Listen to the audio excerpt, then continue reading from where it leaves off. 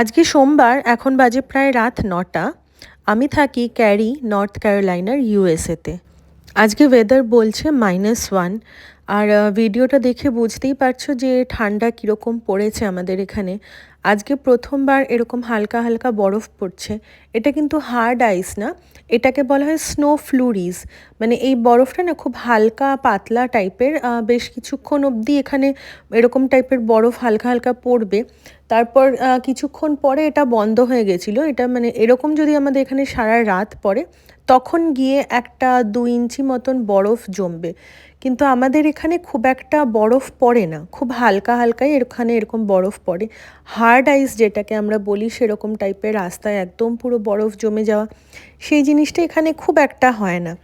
কালকে সকাল অবধি আস্তে আস্তে এই বরফ কিন্তু অটোমেটিক্যালি ক্লিয়ার হয়ে যাবে। কিন্তু আজকে মানে এই প্রথমবার আমি এই স্নো ফ্লুরিজটা দেখতে পেলাম, কারণ আগের বছর না এরকম সময় হয়েছিল, এরকমই বরফ পড়েছিল, কিন্তু আমি ছিলাম না, আমি কলকাতায় ছিলাম।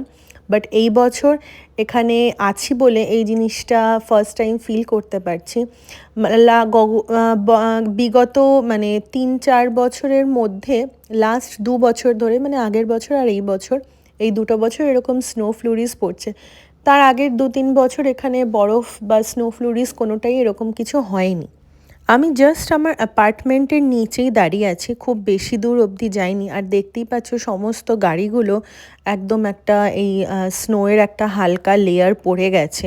জাস্ট এই স্নো ফ্লুরিজগুলো এনজয় করছি প্রথমবার, এবং খুবই ভালো লাগছে, কারণ যেহেতু এটা একটা আলাদা টাইপের ফিলিং।